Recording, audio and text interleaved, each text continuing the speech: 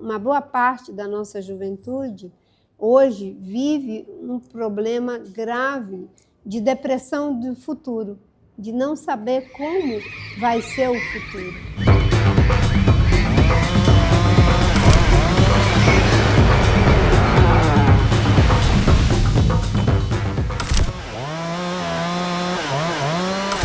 Nasci e me criei na floresta amazônica e eu me lembro que a gente se orientava pelas forças da natureza. Meu pai dizia, quando a lua está escura, é bom de tirar a madeira para fazer a casa, porque não vai dar bicho, não vai ser corroída pelos bichos.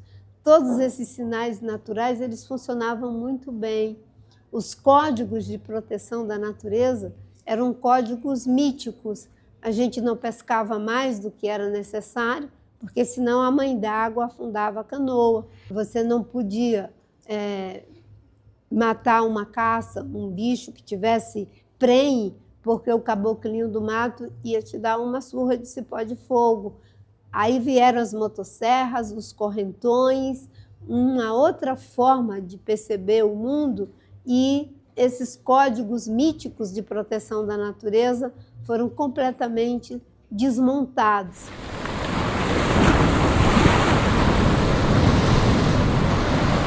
Acho que um dos sinais mais alarmantes é esse da gente já não ter mais a regularidade daquilo que antes estava estabilizado.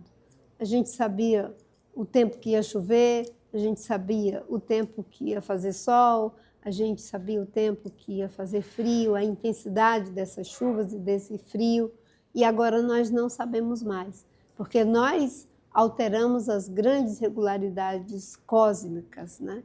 E esses sinais, eles estão sendo dados, vindos de todos os lados.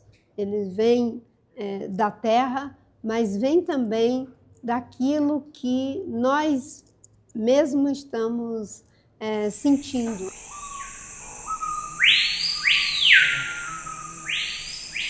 Eu diria que nós, como disse um autor que eu gosto muito, já estamos vivendo depois do futuro. Pode perceber que a gente vive sucessivos depois do futuro.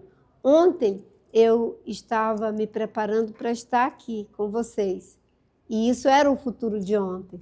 E agora ele já está se tornando passado. Uma boa parte da nossa juventude hoje vive um problema grave de depressão do futuro, de não saber como vai ser o futuro.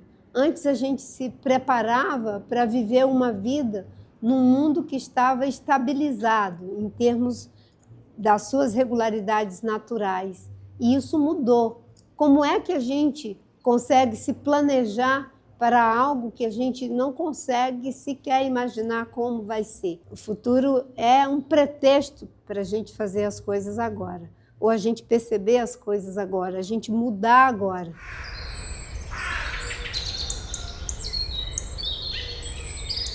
Para uma pessoa, um indivíduo, as práticas acessíveis são aquelas que estão no seu controle como indivíduo.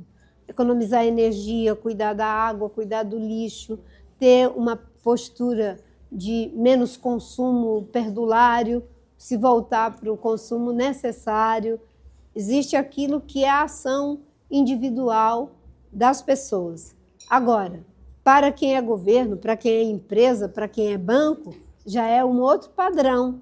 É você fazer aquilo que é necessário. Se eu sou dono de um banco, eu vou financiar atividades que são destruidoras do planeta, então estou financiando a destruição.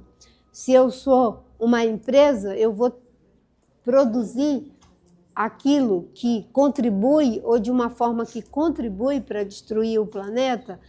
Se eu sou governo e eu não estabeleço leis, não priorizo nos orçamentos aquilo que é necessário para adaptar para a mudança do clima, para mitigar o que leva aos efeitos da mudança do clima, melhorar a vida das pessoas, então é diferente. O que é acessível para uns de um jeito é diferente para outros.